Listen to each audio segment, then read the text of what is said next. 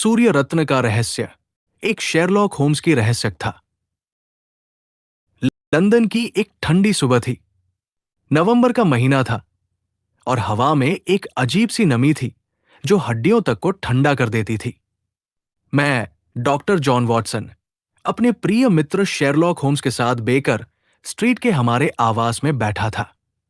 Holmes अपनी पसंदीदा कुर्सी पर बैठे अपनी पाइप से धुआं उड़ा रहे थे और उनकी आंखें छत की ओर टिकी हुई थी, जैसे कि वे किसी गहरी समस्या में डूबे हुए हों।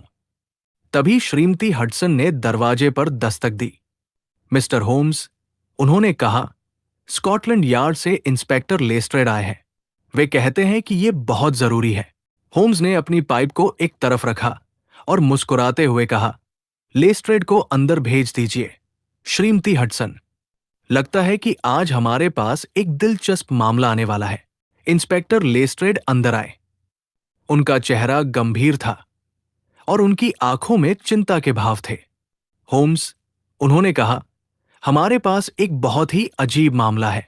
एक प्रसिद्ध भारतीय पुरातत्वविद प्रोफेसर आनंद वर्मा की रहस्यमय मौत हो गई है और सबसे अजीब बात यह है कि वे एक बंद कमरे में मृत पाए गए हैं।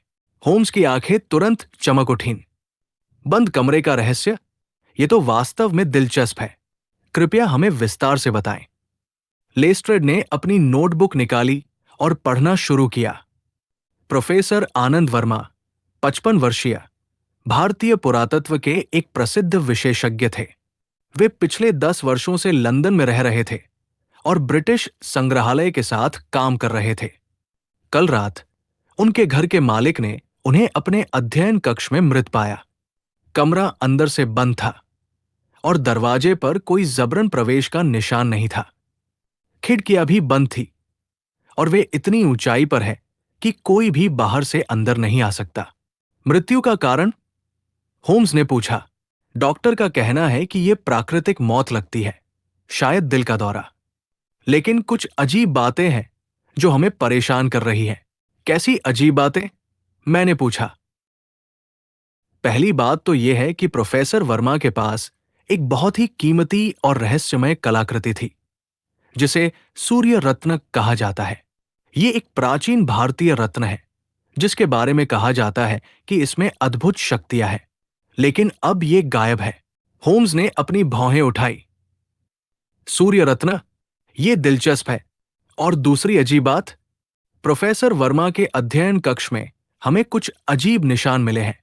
मेज पर कुछ अजीब प्रतीक बने हुए हैं और कमरे में एक अजीब सी गंध है। होम्स खड़े हो गए। यह मामला वास्तव में दिलचस्प है। हमें तुरंत घटनास्थल पर जाना चाहिए। हम तीनों प्रोफेसर वर्मा के घर के लिए रवाना हुए। यह ब्लूम्सबरी के एक शांत इलाके में स्थित एक विक्टोरियन शैली का घर था। घर के बाहर पुलिस के कुछ सिपाही तैनात थे और पूरा इलाका एक रहस्यमय माहौल में डूबा हुआ था। हमने प्रोफेसर वर्मा के अध्ययन कक्ष में प्रवेश किया। कमरा काफी बड़ा था और इसमें किताबों से भरी अलमारियां, एक बड़ी मेज और दीवारों पर लगे प्राचीन नक्शे और चित्र थे। होम्स ने तुरंत कमरे का सावधानीपूर्वक निरीक्षण शुरू कर दिया। वॉटसन, होम्स ने कहा, इस कमरे को देखो।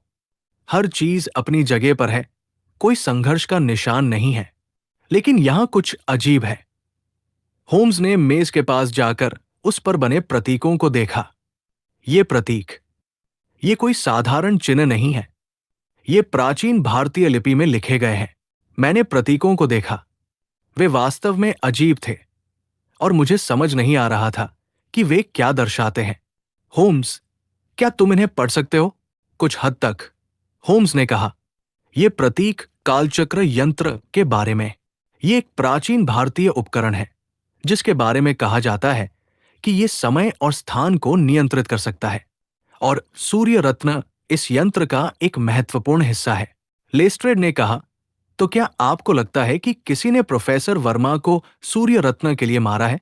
संभावना है, होम्स ने कहा, लेकिन सवाल यह है कि हत्यारा इस बंद कमरे से कैसे बाहर निकला और उसने प्रोफेसर वर्मा को कैसे मारा? होम्स ने कमरे के हर कोने की जांच की। उन्होंने दरवाजे, खिड़कियों और दीवारों को ध्यान से देखा। अचानक उन्होंने फर्श पर एक छोटा सा धातु का टुकड़ा देखा। ये क्या है? उन्होंने उसे उठाया और ध्यान से देखा। ये कोई साधारण धातु नहीं है। ये एक विशेष प्रकार की मिश्रित धातु है। होम्स ने अपनी जेब से एक छोटा सा आवर्धक कांच निकाला और धातु के टुकड़े को देखा। दिलचस्प, इस पर कुछ सूक्ष्म निशान है। ये किसी उपकरण का हिस्सा लगता है। तभी घर का मालिक मिस्टर जॉनसन कमरे में आया। वो एक मध्यम आयु का व्यक्ति था और उसके चेहरे पर चिंता के भाव थे। इंस्पेक्टर, उसने कहा, मुझे कुछ और बताना है। कल रात मैंने प्रोफेसर वर्मा के कमरे से कुछ अजीब आवाजें सुनी थी। कैसी आवाजें? होम्स ने पूछा। पहले तो कुछ बातचीत की आवाज आई, जैसे कि प्रोफेसर किसी से बात कर रहे हों। फिर कुछ अजीब सी आवाज आई, जैसे कि कोई मशीन चल रही हो। और फिर सब कुछ शांत हो गया। होम्स ने सिर हिलाया। यह जानकारी बहुत महत्वपूर्ण है। क्या आपने किसी को आते या जाते देखा? नहीं, मिस्टर जॉनसन ने कहा। मैं अपने कमरे में था और मैंने केवल आवाजें सुनी थी। होम्स ने कमरे का एक और चक्कर लगाया। अचानक उन्होंने दीवार पर लगे एक नक्शे को देखा। ये नक्शा, ये भारत का है। और देखो, इस पर कुछ स्थान चिन्हित किए गए हैं। नक्शे पर कुछ स्थानों को लाल स्याही से चिह्नित किया गया था। होम्स ने उन स्थानों को ध्यान से देखा। ये सभी स्थान प्राचीन भारतीय मंदिरों और खंडहरों के हैं और ये सभी कालचक्र यंत्र से संबंधित है। तो प्रोफेसर वर्मा कालचक्र यंत्र की खोज कर रहे थे? मैंने पूछा। लगता तो यही है, होम्स ने कहा। और सूर्य रत्न इस खोज की कुंजी था। जो भी इसे चुराया है, वो कालचक्र यंत्र को हासिल करना चाहता है। हमने प्रोफेसर वर्मा के कागजातों की जांच की। उनकी मेज की दराजों में कई शोध पत्र, पुराने ग्रंथों की प्रतियां और कुछ व्यक्तिगत पत्र थे। होम्स ने एक पत्र को ध्यान से पढ़ा। यह दिलचस्प है, होम्स ने कहा। यह पत्र डॉक्टर विक्रम सिंह का है, जो एक युवा पुरातत्वविद है। इस पत्र में वे प्रोफेसर वर्मा से सूर्य रत्न के बारे में जानकारी मांग रहे हैं। मैंने पत्र पढ़ा। उसमें लिखा था, प्रिय प्रोफेसर वर्मा, मैं आपसे सूर्य रत्न और कालचक्र यंत्र के बारे में और जानकारी चाहता हूं। मेरे शोध के अनुसार ये एक बहुत ही शक्तिशाली उपकरण है और इसका सही उपयोग मानवता के लिए बहुत फायदेमंद हो सकता है। कृपया मुझसे मिलने का समय दें। डॉक्टर विक्रम सिंह, हमें डॉक्टर विक्रम सिंह से मिलना चाहिए, होम्स ने कहा। वे हमें इस मामले के बारे में और जानकारी दे सकते हैं। लेस्ट्रेड ने कहा, मैं डॉक्टर सिंह का पता लगाता हूं। कुछ घंटों बाद हमें पता चला कि डॉक्टर विक्रम सिंह कैंसिंगटन में रहते हैं। हम उनके घर गए। ये एक छोटा सा फ्लैट था, जो किताबों और शोध सामग्री से भरा हुआ था। डॉक्टर सिंह एक युवा, बुद्धिमान दिखने वाले व्यक्ति थे। जब हमने उन्हें प्रोफेसर वर्मा की मौत के बारे में बताया, तो वे बहुत दुखी हुए। ये बहुत दुखद है, उन्होंने कहा। प्रोफेसर वर्मा एक महान विद्वान थे। उनकी मौत एक बड़ी हानि है। डॉक्टर सिंह, होम्स ने कहा, हमें आपके और प्रोफेसर वर्मा के बीच के संबंधों के बारे में जानना है। आप उनसे सूर्य रत्न के बारे में क्यों पूछ रहे थे? डॉक्टर सिंह ने एक गहरी सांस ली। मैं कालचक्र यंत्र पर शोध कर रहा हूं। ये एक प्राचीन भारतीय उपकरण है, जो समय और खगोलीय गणनाओं के लिए बनाया गया था। सूर्य रत्न इस यंत्र का एक महत्वपूर्ण हिस्सा है। मैं प्रोफेसर वर्मा से इसके बारे में जानकारी लेना चाहता था। क्या प्रोफेसर वर्मा ने आपको कोई जानकारी दी थी? मैंने पूछा। नहीं, डॉक्टर सिंह ने कहा। वे बहुत सतर्क थे। उन्होंने कहा था कि सूर्य रत्न बहुत खतरनाक है और इसे गलत हाथों में नहीं पड़ना चाहिए। होम्स ने डॉक्टर सिंह के फ्लैट का निरीक्षण किया। उन्होंने देखा कि वहां कई उन्नत उपकरण और मशीनें थी। ये सब क्या है? होम्स ने पूछा। ये मेरे शोध के लिए है, डॉक्टर सिंह ने कहा। मैं प्राचीन तकनीकों को आधुनिक विज्ञान के साथ जोड़ने की कोशिश कर रहा हूं। होम्स ने एक विशेष उपकरण को देखा। ये क्या है? ये एक लेजर कटर है, डॉक्टर सिंह ने कहा। मैं इसका उपयोग प्राचीन धातुओं और पत्थरों को काटने के लिए करता हूं। होम्स की आंखें चमक उठीं। उन्होंने अपनी जेब से वो धातु का टुकड़ा निकाला जो उन्होंने प्रोफेसर वर्मा के कमरे से उठाया था। क्या ये आपके लेजर कटर का हिस्सा हो सकता है? डॉक्टर सिंह ने धातु के टुकड़े को देखा। उनके चेहरे पर घबराहट के भाव आए। मुझे नहीं पता। शायद।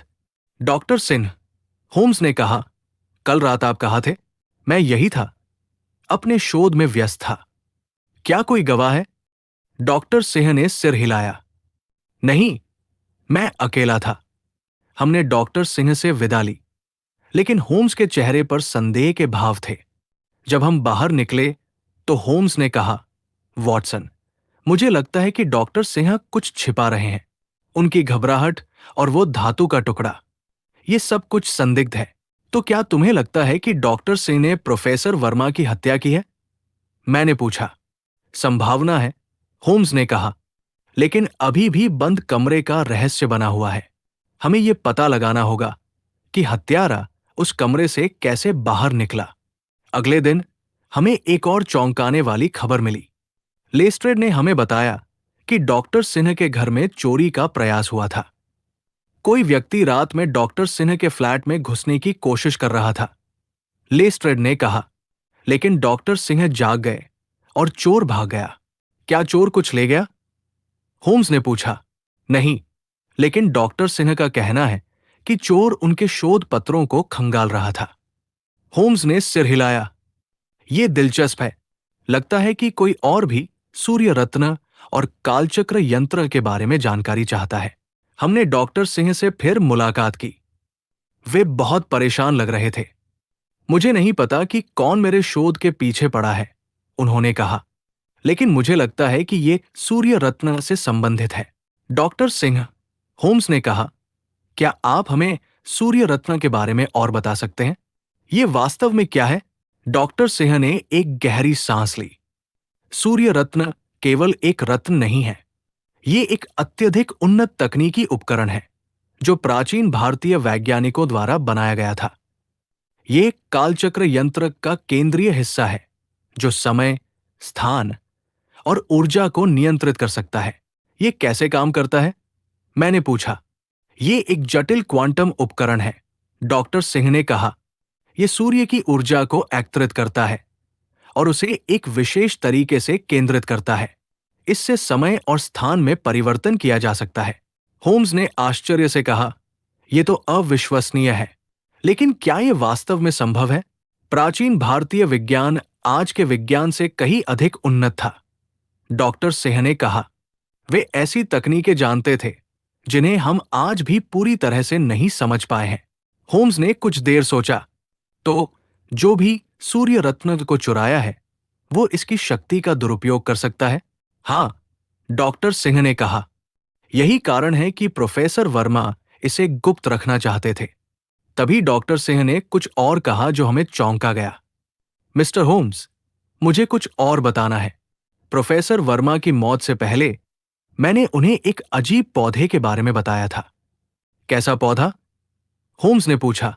इसका नाम अमृत बेल है। यह हिमालय की तलहटी में पाया जाता है। इसके पत्तों से एक विशेष प्रकार का रस निकाला जा सकता है जो बहुत ही घातक जहर है, लेकिन यह जहर शरीर में कोई निशान नहीं छोड़ता और मृत्यु प्राकृतिक लगती है। होम्स की आंखें चमक उठीं। यह बहुत महत्वपूर्ण जानकारी है। क्या आपके पास इस पौधे का नमूना है? हां, डॉक्टर सिंह ने कहा। मैं इस पर शोध कर रहा था। उन्होंने हमें एक छोटी सी शीशी दिखाई जिसमें एक हरे रंग का तरल था। होम्स ने शीशी को ध्यान से देखा। यह वही हो सकता है जिसका उपयोग प्रोफेसर वर्मा की हत्या में किया गया हो। लेकिन मैंने प्रोफेसर वर्मा की हत्या नहीं की है, डॉक्टर सिंह ने जोर से कहा। मैं केवल शोध कर रहा था।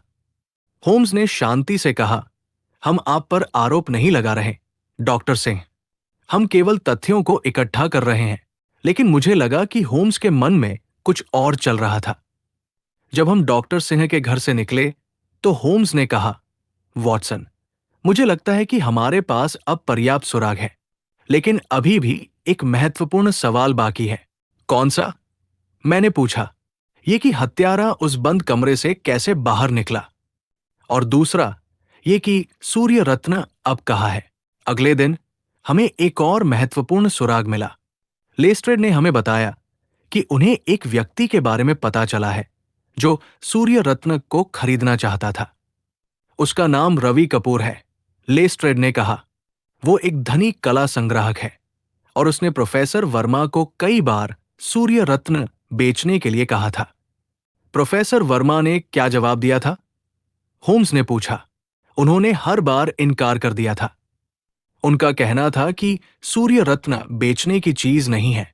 हमने रवि कपूर से मिलने का फैसला किया। वो मेफेयर के एक शानदार घर में रहता था। घर के अंदर कई कीमती कलाकृतियां और प्राचीन वस्तुएं थी। रवि कपूर एक मध्यम आयु का, अच्छे कपड़े पहने हुए व्यक्ति था। जब हमने उसे प्रोफेसर वर्मा की मौत के बारे में बताया तो वो दुखी हुआ। ये बहुत दुखद है, उसने कहा। प्रोफेसर वर्मा एक महान विद्वान थे। मिस्टर कपूर, होम्स ने कहा, हमें पता है कि आप सूर्य रत्न खरीदना चाहते थे। क्या आप हमें इसके बारे में बता सकते हैं? कपूर ने एक गहरी सांस ली। हाँ, मैं सूर्य रत्न को अपने संग्रह में शामिल करना चाहता था। ये एक अनमोल कलाकृति है, लेकिन प्रोफेसर वर्मा ने हमेशा इनकार कर दिया। आपने उन्हें कितनी रकम की पेशकश की थी? मैंने पूछा। 1 लाख पाउंड, कपूर ने कहा। लेकिन वे नहीं माने। होम्स ने कपूर के घर का निरीक्षण किया। आपके पास बहुत सुंदर संग्रह है। ये सभी कैसे हासिल किए? कुछ खरीदे, कुछ नीलामी से और कुछ अन्य तरीकों से, कपूर ने कहा। उसकी आवाज में एक अजीब सा स्वर था। अन्य तरीकों से मतलब? होम्स ने पूछा। कपूर ने हिचकिचाते हुए कहा, कभी कभी कुछ चीजें उपलब्ध हो जाती है।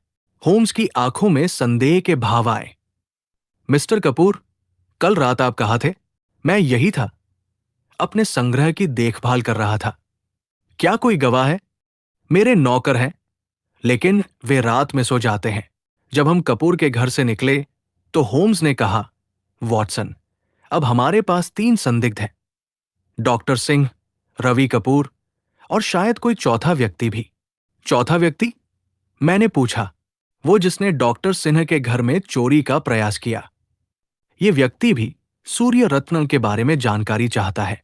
होम्स ने अपनी प्रयोगशाला में धातु के उस छोटे से टुकड़े का और अधिक विश्लेषण किया।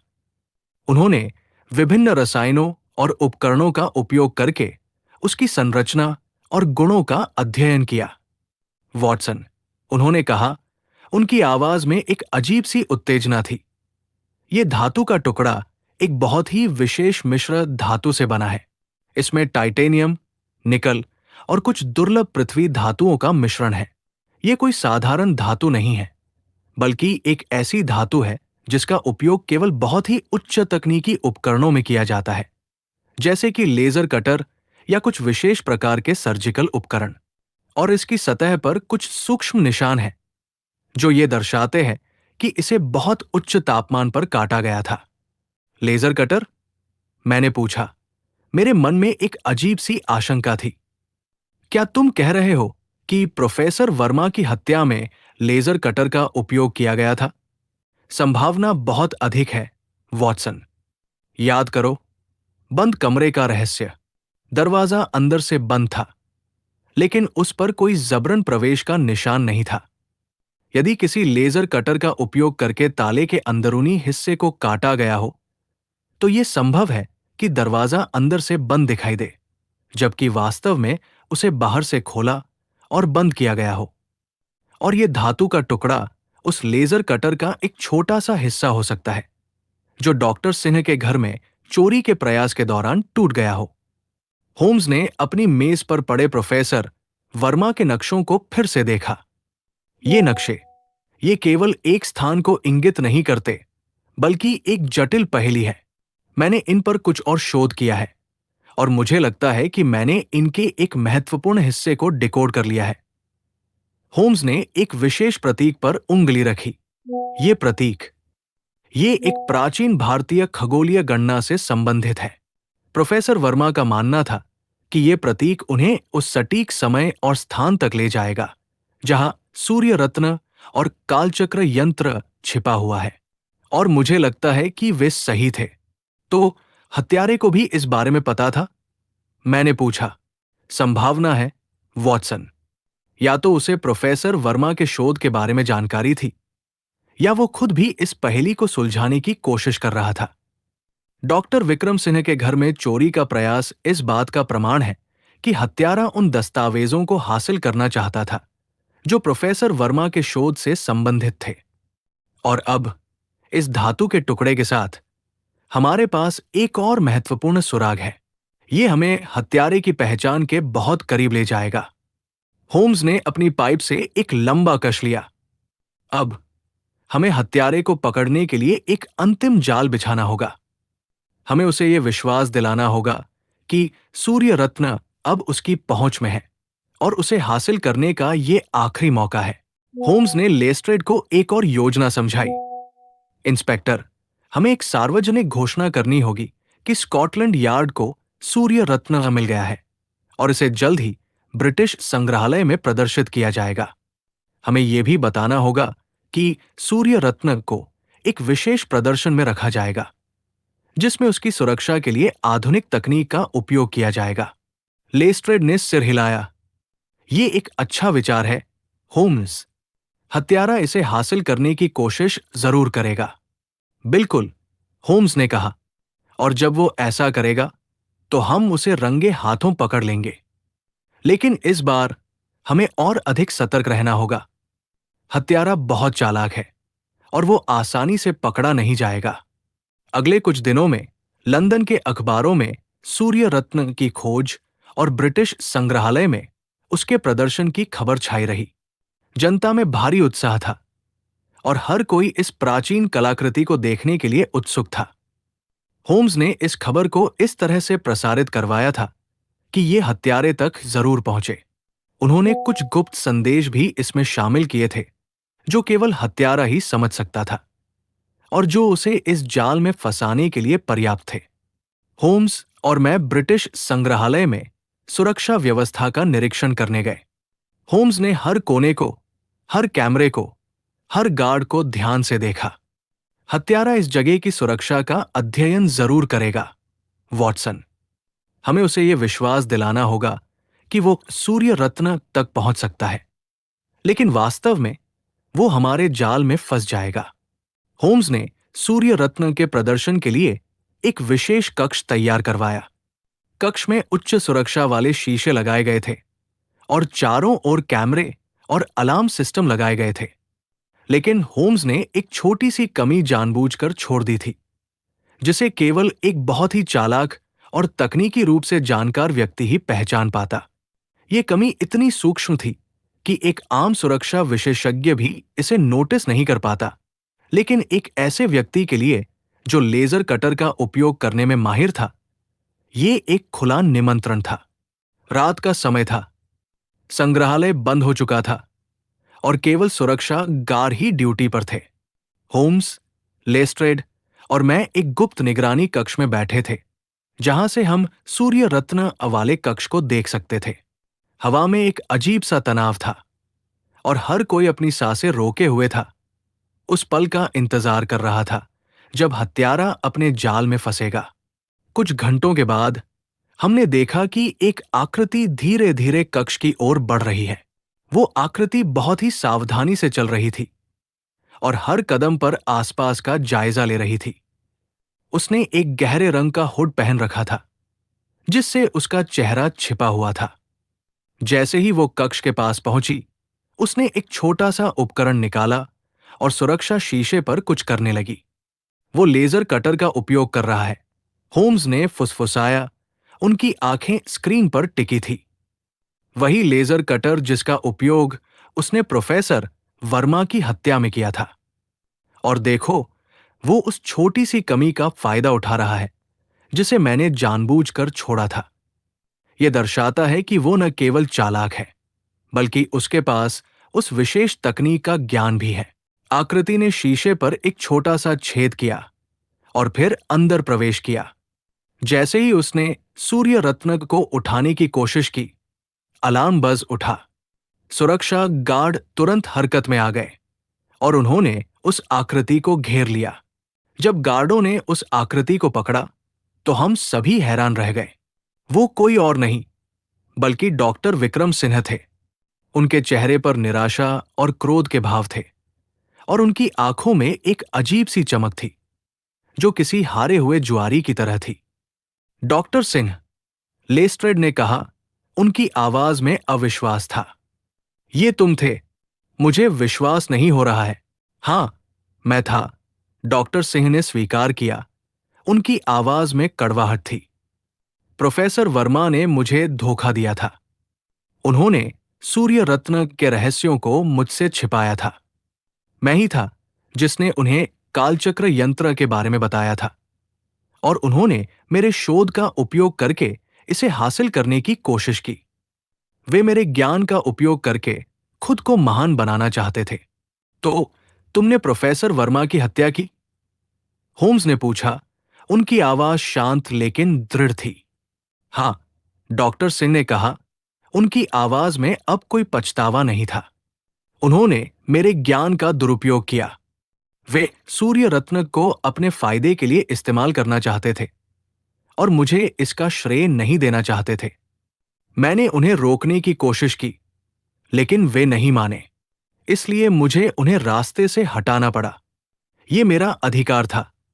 और बंद कमरे का रहस्य? मैंने पूछा। ये सवाल अभी भी मेरे दिमाग में घूम रहा था।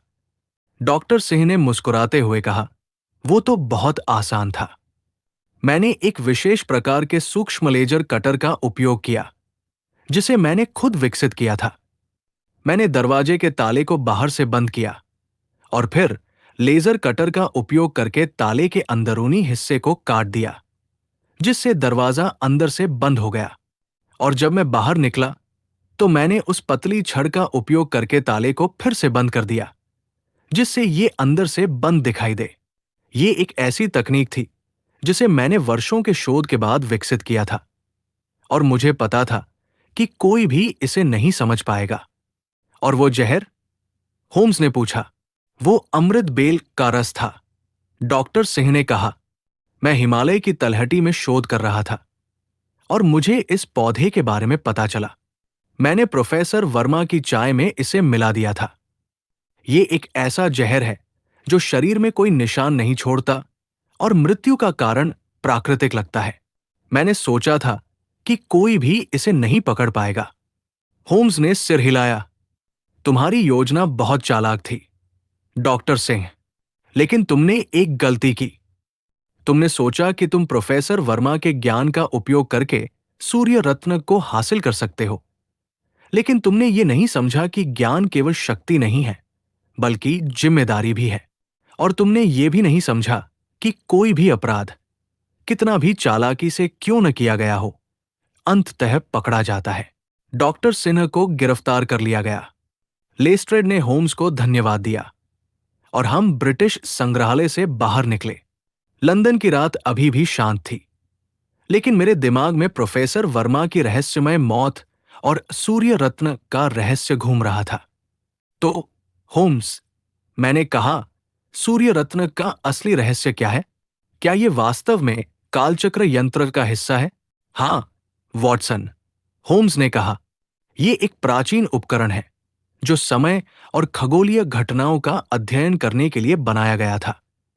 लेकिन इसका असली रहस्य इसकी शक्ति में नहीं, बल्कि इसके ज्ञान में है। यह हमें प्राचीन सभ्यताओं के बारे में बहुत कुछ बता सकता है और हमें ब्रह्मांड के रहस्यों को समझने में मदद कर सकता है। ये एक ऐसा उपकरण है जो मानवता के लिए बहुत महत्वपूर्ण हो सकता है, यदि इसे सही हाथों में रखा जाए। और डॉक्टर सिंह? मैंने पूछा। डॉक्टर सिंह एक प्रतिभाशाली व्यक्ति थे, वॉटसन, होम्स ने कहा, लेकिन उनकी महत्वाकांक्षा ने उन्हें अंधा कर दिया था। उन्होंने ज्ञान को शक्ति के रूप में देखा और उसे अपने फायदे के लिए इस्तेमाल करना चाहते थे। लेकिन ज्ञान का सही उपयोग तभी होता है जब उसे मानवता के कल्याण के लिए इस्तेमाल किया जाए। उन्होंने अपनी प्रतिभा का दुरुपयोग किया और यही उनकी सबसे बड़ी गलती थी। हम बेकर स्ट्रीट की ओर चल पड़े। लंदन की रात की खामोशी में होम्स के शब्द गूंज रहे थे। एक और रहस्य सुलझ गया था, और एक बार फिर शेरलॉक होम्स की असाधारण प्रतिभा और तार्किक शक्ति ने न्याय को स्थापित किया था। लेकिन कहानी यहीं समाप्त नहीं हुई। अगले दिन जब मैं और होम्स बेकर स्ट्रीट में बैठे नाश्ता कर रहे थे, तभी श्रीमती हडसन ने एक युवती के आने की सूचना दी। वो युवती घबराई हुई और परेशान लग रही थी। उसका नाम अंजलि शर्मा था और वो प्रोफेसर आनंद वर्मा की भतीजी और शोध सहायक थी। मिस्टर होम्स, उसने कहा, उसकी आवाज कांप रही थी, मुझे पता है कि पुलिस ने डॉक्टर विक्रम सिंह को मेरे चाचा की हत्या के आरोप में गिरफ्तार कर लिया है, लेकिन मुझे विश्वास नहीं होता कि वे अकेले इस अपराध में शामिल थे। कुछ और भी है जो आप नहीं जानते। होम्स ने अपनी कुर्सी पर आराम से बैठते हुए कहा, कृपया हमें विस्तार से बताएं, मिस शर्मा। अंजलि ने एक गहरी सांस ली। मेरे चाचा, प्रोफेसर वर्मा, एक बहुत ही गुप्त व्यक्ति थे। वे अपने शोध के बारे में बहुत कम लोगों से बात करते थे, लेकिन पिछले कुछ महीनों से वे बहुत चिंतित और भयभीत रहने लगे थे। उन्हें लगता था कि कोई उनका पीछा कर रहा है और उनके शोध को चुराने की कोशिश कर रहा है। क्या उन्होंने आपको बताया कि उन्हें किस पर शक है? होम्स ने पूछा। उन्होंने सीधे तौर पर किसी का नाम नहीं लिया, अंजलि ने कहा, लेकिन उन्होंने मुझे कुछ संकेत दिए थे। उन्होंने मुझे बताया था कि एक बहुत ही शक्तिशाली और खतरनाक संगठन है जो सूर्य रत्न और कालचक्र यंत्र को हासिल करना चाहता है। यह संगठन किसी भी हद तक जा सकता है और वे किसी भी कीमत पर इसे हासिल करना चाहते हैं। क्या आप इस संगठन के बारे में कुछ और जानती हैं? मैंने पूछा। नहीं, अंजलि ने कहा, लेकिन मेरे चाचा ने मुझे एक डायरी दी थी और कहा था कि अगर उन्हें कुछ हो जाए तो मैं इसे आपको सौंप दूं। उन्होंने कहा था कि इस डायरी में उस संगठन के बारे में कुछ महत्वपूर्ण जानकारी है। अंजलि ने हमें एक पुरानी चमड़े की जिल्द वाली डायरी दी। होम्स ने उसे ध्यान से लिया और उसके पन्ने पलटने लगे। डायरी में प्रोफेसर वर्मा की हस्तलिपि में कुछ नोट्स और प्रतीक थे। कुछ पन्ने खाली थे और कुछ पर अजीब तरह के चित्र बने हुए थे। ये दिलचस्प है, होम्स ने कहा। उनकी आंखें डायरी पर टिकी थी। ये कोई साधारण डायरी नहीं है, बल्कि एक कोडित संदेश है। प्रोफेसर वर्मा ने इस डायरी का उपयोग उस संगठन के बारे में जानकारी छिपाने के लिए किया था, और मुझे लगता है कि मैंने इसका एक हिस्सा डिकोड कर लिया है। होम्स ने एक पन्ने पर बने एक प्रतीक पर उंगली रखी। ये प्रतीक, ये एक प्राचीन भारतीय गुप्त समाज का प्रतीक है, जिसे नागवंश के नाम से जाना जाता है। ये समाज सदियों से अस्तित्व में है और वे प्राचीन भारतीय ज्ञान और प्रौद्योगिकी के संरक्षक माने जाते हैं। उनका मानना है कि सूर्य रत्न और कालचक्र यंत्र उनके पूर्वजों की विरासत है और वे इसे किसी भी कीमत पर वापस हासिल करना चाहते हैं। तो क्या ये नागवंश ही वो संगठन है जिसके बारे में प्रोफेसर वर्मा चिंतित थे? मैंने पूछा। संभावना बहुत अधिक है, वॉटसन, और मुझे लगता है कि रवि कपूर, वो धनी कला संग्राहक, इस संगठन का एक सदस्य है। याद करो, वॉटसन, जब हमने कपूर के गोदाम की तलाशी ली थी तो हमें एक नक्शा मिला था। उस नक्शे पर भी यही प्रतीक बना हुआ था। तो कपूर केवल एक लालची संग्राहक नहीं था, बल्कि एक गुप्त समाज का सदस्य था। मैंने कहा, यह जानकारी मेरे लिए एक और झटका थी। बिल्कुल, होम्स ने कहा, और मुझे लगता है कि डॉक्टर विक्रम सिंह भी इस संगठन के बारे में जानते थे। शायद वे भी इस संगठन का हिस्सा थे, या वे उनके लिए काम कर रहे थे। यह भी संभव है कि डॉक्टर सिंह ने प्रोफेसर वर्मा की हत्या नागवंश के आदेश पर की हो। यह एक नया और चौंकाने वाला मोड़ था। मामला अब केवल एक हत्या और चोरी का नहीं था, बल्कि एक प्राचीन गुप्त समाज और एक शक्तिशाली कलाकृति के रहस्य का भी था। होम्स ने अंजलि से पूछा, मिस शर्मा, क्या आपके चाचा ने आपको कभी नागवंश के बारे में कुछ बताया था? अंजलि ने कुछ देर सोचा और फिर कहा, हां, एक बार उन्होंने उल्लेख किया था।